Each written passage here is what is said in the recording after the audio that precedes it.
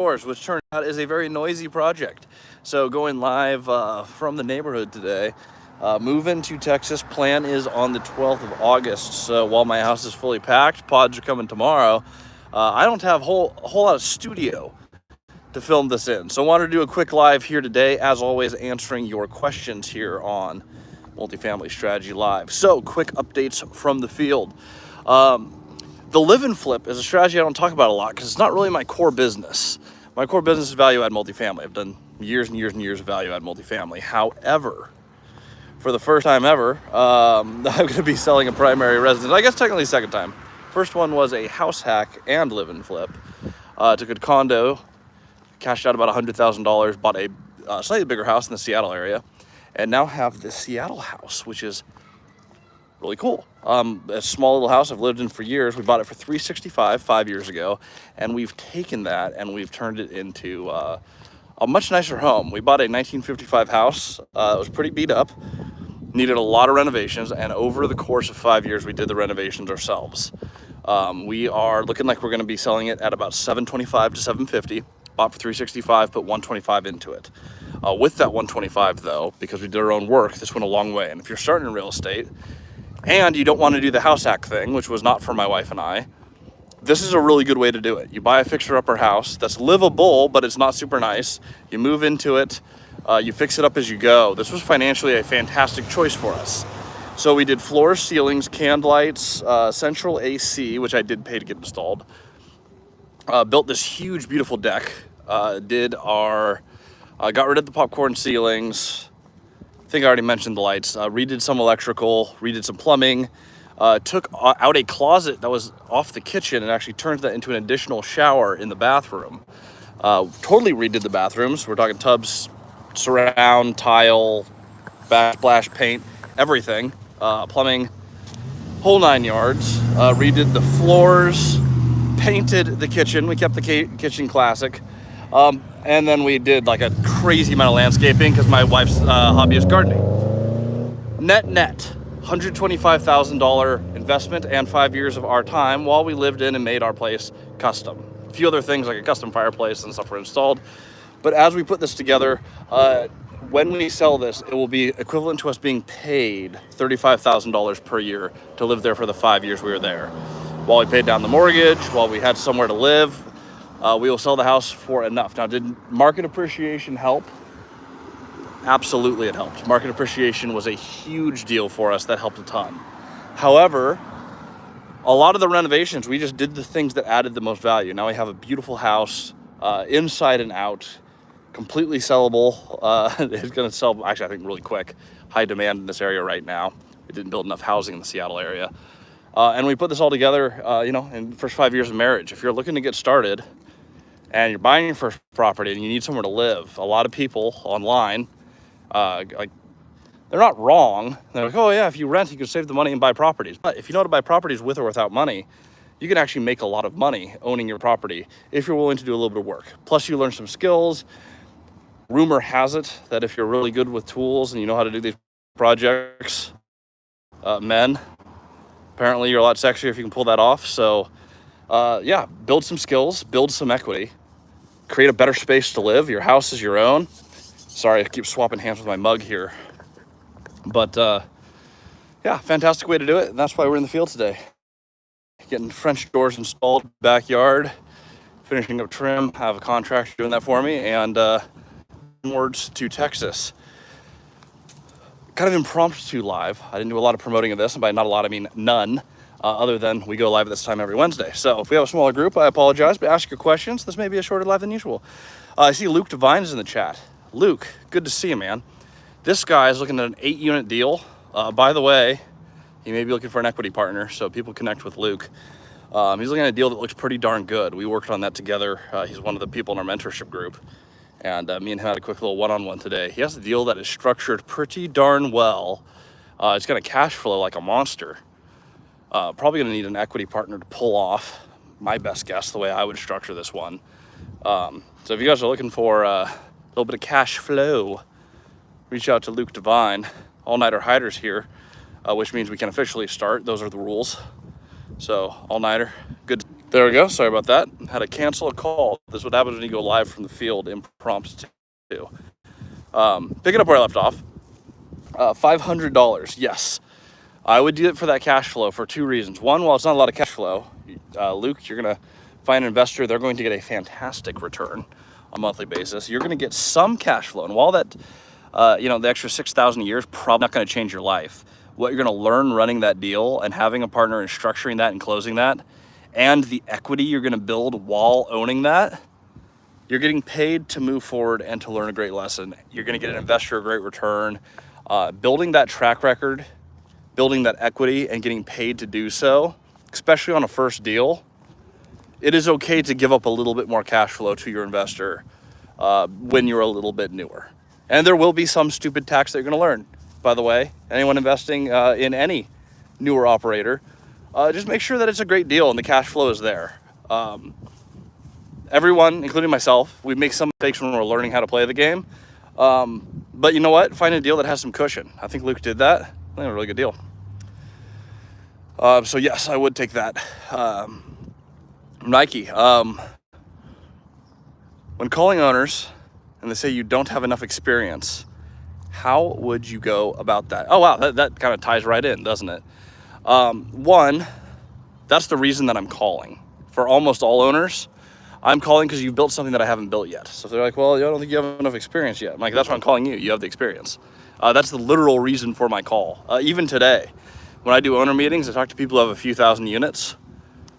I don't have a few thousand units yet. I want to know how they got there. I don't have the experience to do that yet. People are like, hey, I have this 200 unit deal. What makes you think you're qualified for it? I'm like, well, I manage over 350 units, but they're all smaller buildings. Do I know the exact cost and what it takes to run on-site staff? I have a resort where I do that, but I don't have multifamily that has a leasing office. I decentralized my management to cover more mid-sized properties. If you're talking a 200 unit campus, I would argue I don't have the experience to do that. There's gonna be stuff and expenses that I take learning how to optimize that business. So yeah, your experience is really the least thing to worry about. Almost every single time, that's the reason for your call. You're reaching out because you don't have the experience, because they've done something that you haven't. If you learn from them instead of try to buy a deal for them, what ends up happening is oftentimes you end up buying a deal from them. Funny how that works. Also, don't understand the math. Great news with real estate. So, it's all algebra 101. You have very, very, very simple algebra. Besides that, it's addition, subtraction, multiplication, and division. It is like, it's all 5th grade math, which is good. Do you have to learn it? Yes. We cover it in our mentorship, by the way, all the time. I'm covering it tomorrow, funny enough, is math day. We run a specific Thursday on that, roughly every 6 weeks. But I'll be taking on math day. We've covered that on the channel a few times, so absolutely go through that. But basically, I'd say the things that you want to know first. Understand debt service coverage ratio, DSCR. You're gonna need that if you want to conventionally finance anything. Understand DSCR, number 1. Number 2, understand loan factor rate if you're using creative finance. If you can set your debt, you need to understand a loan factor rate. If you Google this, you're not gonna find enough on it. You are specifically gonna want to go through our YouTube channel for that because there's not enough content out there on multifamily creative finance. It's a niche that we have found where there is not enough information publicly. If you're not part of the mentorship, search through some of our YouTube videos for the words loan factor rate. I'll film another one later today, try to get you guys up to speed. And other than that, you need to understand, it rarely comes up, but when you're refinancing, you need to understand cap rate, and you need to understand net operating income, what really goes into an NOI and a cap rate. If you understand how the deal is cash flowing, how the debt interacts in relationship to the cap rate, the math becomes really easy. And Luke can tell you, like we did a review on math today. It takes some practice, but it's not super complicated. Like anyone can figure this out. And it might take a little bit of, it takes everyone a few at-bats, but the math is not crazy hard.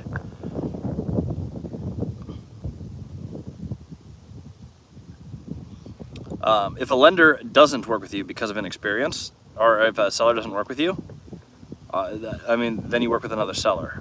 One fun exercise, drive literally anywhere and be conscious when you drive. Look at all the buildings. Like I'm in a neighborhood right now. I don't buy single family, but look at all the houses.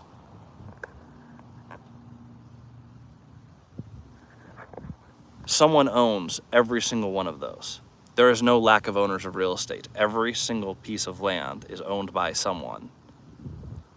You can find another owner. If someone's really stuck on your inexperience, one, it means you didn't build enough confidence and rapport on the front end, which is fine because you got to practice that with all the other owners. I hear a lot of people get stuck on this, which is why I'm driving this point home. You're not going to get a yes every single time. You get more yeses the more experience you have. I see people stress out about like, I really want to buy this 20 unit, or I really want to get to know this owner, and I'm just so worried that I'm not reaching out because I'm worried that it won't work. Don't get stuck on one building. There are a lot of buildings. Don't get stuck on one owner. There are a lot of owners. Don't get stuck on one market. There are a lot of markets. There's no lack of properties. It is a common thing to get stuck on. If they won't work with you because of your inexperience, work with someone else. Everyone who owns properties and everyone who plays this game, well, I'll caveat that, almost everyone. If you watch the Multifamily Strategy podcast, almost everyone on that, they started from zero, or they started from near zero, or they started from negative. Some people are multi-generation property owners. Some people do start with a head start, which, by the way, is fine. I hope my kids start with a head start. That's why I built what I built. But almost everyone you talk to had to start at or near zero. They started with inexperience, then they built their experience. I promise you can do this too. There's nothing people are doing that you can't do. Nike, by the way, thanks for dropping those the math pieces in the chat. Yes, learn those. Cash on cash return is also pretty good to know, but it's not as important as the other ones. It's like if you're making positive cash flow, you're getting paid on long-term fixed rate debt. That's the main thing, and that's what those factors there will help. That'll help with financeability, with valuation, and with cash flow. If you understand all of those, you're set.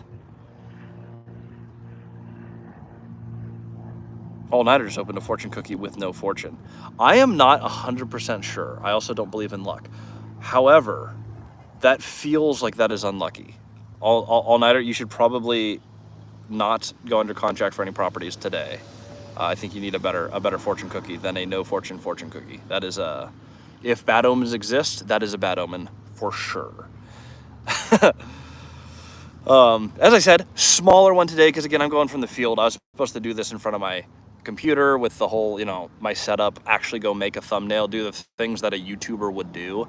But instead, with the 9 of you who are here, we're having a nice private conversation. If we don't have any other questions, that's fine. I'll give you guys another couple minutes to ask any more questions you have. But again, summarizing my topic for today, the live and flip house is something that I did in lieu of doing a second house hack. Some people love house hacking. And I remember my roommate's name was Kyle. My wife and I would save for stuff out of the Kyle cash. It was a tenant who happened to pay in cash. We'd have a little piggy bank, and it's like, hey, we want a new TV. How many months of Kyle cash do we need to save up? It was great. Having Kyle cash was helpful. What I found was better was getting hundreds of tenants in a relatively short period of time. Having an army of 100 Kyles gives you a lot of Kyle cash to buy bigger stuff, hence buying the large house in Texas. If you scale your business correctly, you can go really far. By the way, I wanted to caveat with this. It's the decisions, like starting with that house hack and then scaling in multifamily. I have an online course and mentorship group, and sometimes people like to make fun of us. And there are a lot of crappy ones out there, so don't get me wrong. I harass a lot of the other course creators too, because a lot of their products are, quite frankly, they're just bullshit. It should be known, I make my money in multifamily. If there was any lack of clarity there, it is very expensive to run a course. There is not actually as much margin as one might think. There is a lot of money to be made by owning a lot of real estate. If anyone was wondering, do you need to have a side business or any other way to monetize to make it make sense? The answer is a resounding no. I make astronomically many times more in real estate over the rentals I bought just over the last 3 years than my sales and marketing company, my mentorship group, and my property management companies make combined. So if you're looking at, will this work for me, or can I build passive income without all the other pieces that someone like Christian has? Yes, I did what's called adding steps. You can become very wealthy just buying the properties and setting up the passive income. Be like Luke, do deals that add cash flow, and then keep doing them, and it works quite well. Mike, you are more than welcome to make fun of course sellers, though. I take it all in stride because I have taken 5 or 6 way overpriced, very bad mentorships. Out of the 10 or so groups that I have joined, I would say 4 of them were worth the money. Funny enough, least worth the money for me was Grant Cardone's super expensive sales program. Also funny, best use of money. Grant Cardone did a $100, I think it was $97 course on all of his marketing systems. I learned a ton on how to set up the basics of marketing. So funny enough, worst course that I ever bought, like the scammiest, overpriced BS, Grant Cardone. Best value and highest used course, also Grant Cardone. So take that for what it is. There's a course review, official. Grant Cardone marketing for entry-level 101 marketing, 10 of 10. Grant Cardone sales course, 3 of 10, maybe 2.5. If we're going for value, a lot of money, no support, antiquated system. Andrew Heathershaw, what do you get out of doing the mentorship group? I get 3 things out of doing the mentorship group, and 2 come to mind immediately, so I'm gonna have to come up with a third one. Number 1, and again, I had this conversation with Luke today, funny enough. Number 1 thing that I get out of the mentorship, I have to stay super sharp in real estate if I am answering everyone's questions every single Monday. And then I do this live every week, and then I meet with everyone 3 times a week, and then people bring me their deals. I underwrite deals for people all over the country. I have to explain the math to people all over the country. I go through all of the things that everyone goes through. My ability as an operator, like selfishly, for me, if I am teaching it and I'm doing it, it makes me dangerously good at the one thing that I do, which is value add multifamily. I'm really good at it thanks to the mentees who make sure that my stuff actually works. Because if I teach the wrong thing, they don't buy as much real estate, or they buy worse real estate. The stakes are high, and I take it seriously. That's the number 1 thing. Thing number 2, I like adventure. I love entrepreneurialism. I love brand building. It is very fun for me to get to share the adventure with everyone, to be a part of their deals, or for them to be a part of mine. There's an ecosystem and a community that's created, and I honestly think that we did something fairly unique. I actually got this from Alex Hermosi, funny enough. Had a chance to meet with him briefly in Las Vegas. And in our conversation, his biggest thing was, hey, you're doing something that's super unique. Just keep doing epic stuff and then talk about the stuff. And that's the most fun and most effective way to build a community. Too many people go, hey, I want to teach something and I'm going to build a brand around that. We did something that I think is pretty unique. Buying a ton of multifamily for $0 down and continuing to do it in multiple markets. There's a handful of people doing it, and there's a very, very, very small community of people teaching it. A great example, a really good buyer, very skilled operator, Pace Morby, big guy in our space. We talk about him occasionally. I will never talk down about anyone, by the way. What does he teach? He teaches primarily how to do low equity distressed property acquisitions. Not my market, but, you know, people make money in it. He teaches gator lending. He teaches creative finance, but he teaches it primarily on doing smaller deals. Teaches wholesaling, teaches a whole bunch of other stuff. He buys a lot of creative finance multifamily. He does a lot less teaching around that. So when I got started, even the people in the space who were really good at it, who had existing businesses, weren't teaching me what I needed to know to do the thing that I wanted to do. Building that platform and being that coach just vocationally is what I enjoy doing. So that's number 2. Number 3, maybe I only have 2. Those are the main reasons for coaching. And I don't want to sound lame, like, oh, you just do it for the reward of helping others. It's really rewarding and entertaining teaching. And teaching and coaching and sharing the adventure makes it more fun. It makes it more tangible. I passed what I need by a lot in cash flow to live the life that I want to live. My properties pay for all this stuff, and it's on long-term fixed rate debt. So until I refinance most of these in like 10 years, I don't really have to do anything for 10 years. You also have to do something with your time. I felt like building the best community possible is the best thing that I could do. Is it hard? Yes. Is it expensive? Yes. Is multifamily strategy profitable? Yes, just not by a lot. It makes a little bit of money every month. It is not probably worth monetarily the effort, but oh my goodness. The experience of going through Luke's deals or fixing a calculator or like being able to explain all of these things, I think has moved me forward astronomically. I know I like way over explained that, but Andrew, I thought it was a good question, and I wish more people online would give an honest answer to it. Because there are people who are making like $20 million a year selling courses. That is not me, by the way. That would be cool, but not. That's why I teach the mentorship group. You attended Tarleton. I'm attending this upcoming semester. I did not. However, I own several properties in Stephenville, closing on another 44 unit there. I will have 100 units in Stephenville, Texas. By the end of this year, if not 200. I'm working on another 75. It's not technically in Stephenville, it's one city north. But I'll have 95 units in Stephenville this year. The Erath County and some of the surrounding counties, they're my favorite markets in Texas. Tarleton is one, freaking fantastic. I love the campus, I love the people. But I love the growth of that school. Super exciting. They're trying to push to 30,000 students. I'll tell you right now, Stephenville does not have the housing built for it yet. So when I see high population growth, job diversity, a growing campus, and a lack of available housing, supply and demand, baby. I want to own that housing. So yeah, the Tarleton hat.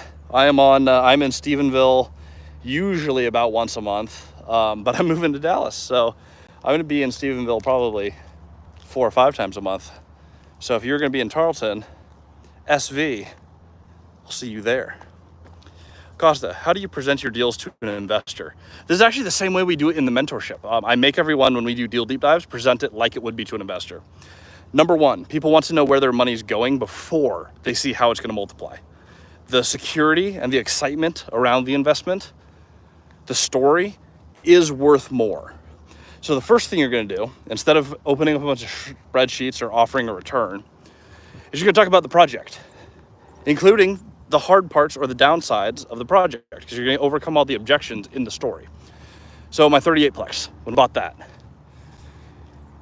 way underpriced property for what it is. Price per unit is insane. Great price. However, it's a big project. There's a homeless camp living on.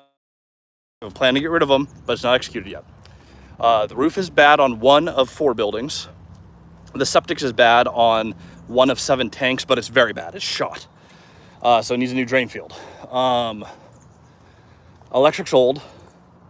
Plumbing is in good condition, but also old. So a lot of rough things to do here, and collections were bad. So it's like, okay, this deal has a ton of problems, but a great price. Why would someone invest in that? Well, here's our plan to fix the building. All the rich people who can afford it, because a bank won't lend on this, it's in too bad condition. All the rich people who can spend $2 million in cash to buy this, they can spend $2 million on any other deal that's less headache. Even if they get less return, they're already rich. Who cares?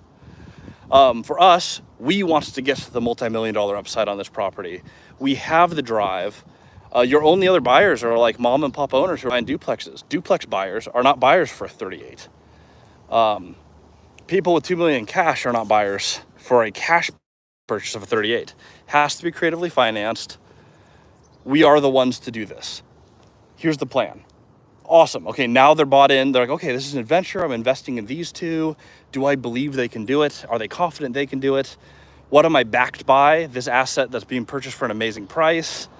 Okay, this is starting to track. Now the next question in your mind as an investor, what's the return? Okay, so the return, we're going to double your money in 5 years. We have a lot of upside on this deal. We were raising $300,000, buying for $2 million. So it's $300,000 down, $1.7 million seller financed. To bring in that money, here's what we did. We made that pitch to 4 investors. 3 of them brought in $100,000.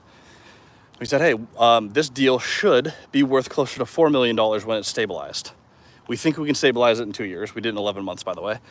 But we went, okay, there's $2 million of upside in this deal. You guys are putting in 3 now. When we refinance, we'll just pay you guys out 6. Unfortunately, we did that in 11 months. Any investor would have accepted like a 25 to 30% return on that deal for an 11-month turnaround. We just thought it would take longer. We massively overpaid our investors. One would think your investors would be thrilled. One second.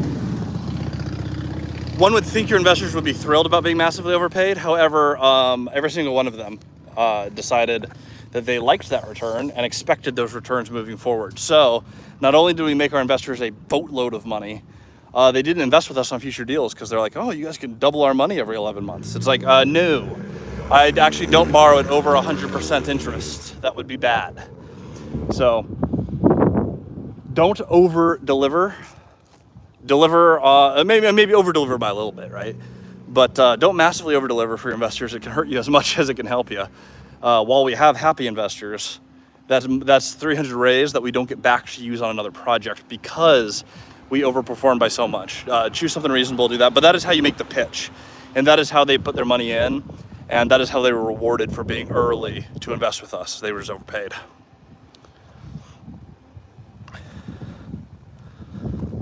Andrew, oh, I'm glad you appreciate the answer. Sometimes it sounds kind of trite when you're like, oh, I just do business for others. It's like, I do it for me and for others, but the financial gain is like a far distance tertiary reason. If you want to do a course, generally speaking, I actually did some research on this. Of courses, 90% of people who launch courses, about 90, it's like 88%, don't make a single dollar, convert to 0 sales. The marketing spend to run a course is unbelievably high because you have a select few people who are making hundreds of thousands of dollars a month doing this, especially in the real estate space where it could be very lucrative for some individuals. Oh my gosh. It's for some people, it's a cash grab, which means they can spend $1 million a month on marketing.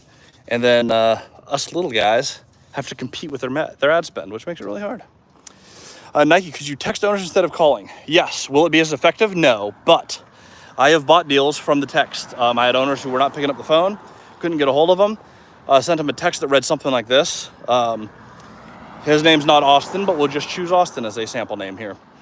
Hey, Austin, it's Christian. I just drove past your property on 123 G Street in Ephrata, Washington. I haven't bought anything in this market yet. Trying to crack the code. Do you happen to know any other owners in this market who I can connect with? That is a summary of a text that I have sent, swapping out the names and cities. The response was, hey, Christian, are you looking to buy? My answer was, well, I would love to, but I'm not seeing a lot of deals here. I'm newer to this market, but I own in Moses Lake, right down the street. Do you happen to know anyone who I could connect with? That individual said, hey, I'm actually selling my fourplex. Now, while I wasn't really in the market for a fourplex, I was looking for a foothold in that market.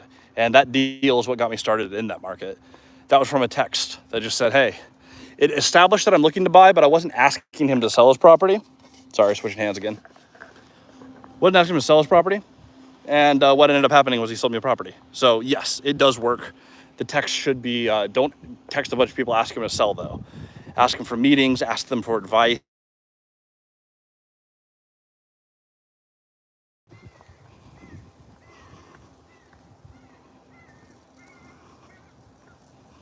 All right, did I lose everyone or am I still, is my audio still here? There we go, sorry about that. People keep trying to call me, even though I'm on silent mode, they just double call and it interrupts this. I apologize, everyone. What loan products allow for subordinate debt, seller financing? Or is it better to have a separate promissory note not tied to the building? That's kind of a complicated question. So conventional financing doesn't allow for subordinate debt, typically.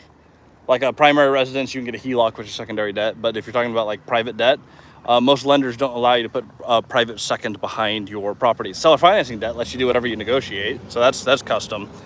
There are banks, usually it's local or regional banks, that will let you subordinate, but you do that up front at the acquisition. You can't add new second position debt to those because the bank would just say, no, why would we want to do that? So a lot of loan products don't allow for subordinate debt. Private debt absolutely can. there is also a way to do this without, I knew I had a second thought there. The train was pulling into the station there, sorry. The way that you can raise debt without tying it to the real estate is if you bought in an LLC on a property, you can do what's called an LLC membership pledge that says basically, hey, this LLC owns these buildings or this building, and I own 100% of the LLC. I can pledge 50% of the LLC to bring debt against the LLC without further encumbering the real estate, which is not a second position, which does not hit title, which does not invalidate your note. Will this live be posted? Because I didn't write down fast enough. Yes, all of my lives are automatically posted. So as soon as I'm done here, it should go live within about a minute. Do you think there's still deals out there on LoopNet? Heck yeah. LoopNet has a bunch of deals. It's a graveyard for deals. A lot of deals go there to die. However, deals that get stuck around for a while, often it's someone who's stuck on price, or it's something that a creative solution can get it moving. I love scrolling through LoopNet and figuring out like, hey, which ones would I like to own? If there's any building on LoopNet, regardless of how it's listed, if there's any building on LoopNet that is available and I would like to own it, it's in a market that I want to own in, I'll always call the broker and just ask what the situation is, why it hasn't sold yet, get a feel for the actual deal. All you're trying to do there, though, is map the goalpost. What does the seller really want? And can it match my criteria of long-term cash flow and fixed rate debt? If we can find a bridge between the two, I buy deals on LoopNet all the time. Pro tip, Crexy is a little better than LoopNet. LoopNet has brokers pay for positioning on the site. And so if you want to get, like, at least in a competitive market, some markets, they just let all the listings through because they're small markets. But if you're looking in a populated area, LoopNet will suppress some listings, Crexy won't. So you'll see a few more deals on Crexy than you will LoopNet. Take that from past LoopNet rep. How do you set up where you don't have money? How do you set it up where you don't have money to set up an LLC? Do you tell the investor they need money for my LLC? LLC does not cost much to file at all. I mean, you're talking like $1,000. If you don't have $1,000, like, and I'm not discrediting not having $1,000, by the way, I've been there. If you don't have $1,000, like, file your LLC on a credit card. I'm not telling you to like roll in credit card debt. I'm just like, find a way to pay for the creation of an LLC. You need to be able to figure out $1,000 if you want to figure out a multi-million-dollar acquisition. Even a few $100,000 acquisition, you just can't get stuck on the little money making big money, if that makes sense. Yes, you can have an investor set it up, but that would be a little off-putting to me as an investor, being like, hey, did you put $400,000 into this deal to close it? Actually, if you can fund $401,000, I can get the LLC set up. That would be off-putting for me as an investor. I want to know that you can at least put together the small money. That's my 2 cents there. I would not have an investor do the filing fees. I would find a way to do that. Borrow it from a friend, work an extra shift at work, DoorDash, whatever you have to do to get it done. LLCs are cheap and easy to file. Vix Live, do you own property in a market that is 2 to 3 hour drive from the closest airport? Yes. I don't know why I wouldn't. I'm trying to think of a reason why one wouldn't do that. I've owned a property that's 2 to 3 minutes from an airport. And I've owned properties that are 3.5 hours. Moses Lake, Washington is 3.5 hour drive from the nearest airport. Stephenville, Texas is 2 hours out of the Dallas airport where I land. So yeah, most of my deals, I love tertiary markets. I find more opportunities out there. I also find higher equity, which means more options to seller finance. So in markets where there is more possibility, yeah, I spend a lot of time, and I mean a lot of time, buying properties that are 2 to 3 hours from an airport. I think that you actually might have better luck there. All right, that's the questions we have. Thanks for going on a walk with me. My house is noisy because we're renovating and prepping to move. So yeah, you guys got to experience the magic of Renton, Washington. Welcome to Renton, and I will see you guys all on the next episode.